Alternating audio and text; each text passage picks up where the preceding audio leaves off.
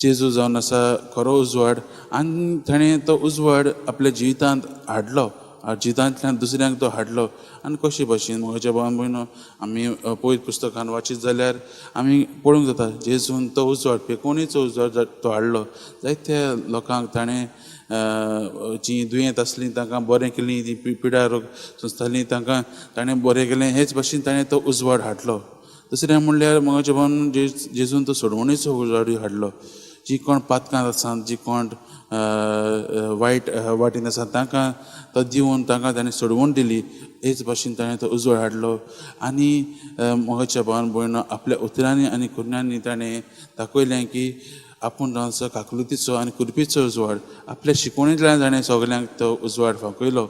आनी हेंच जायते लोकांनी घेतलें, पूण हे फारीचे आनी हे दोन शास्त्री आसात ते आपल्या काळजांत घेवंक ते विसरतात. जेजूक ते नाकारतात आनी काळोखांतूच रावंक ते सोदतात.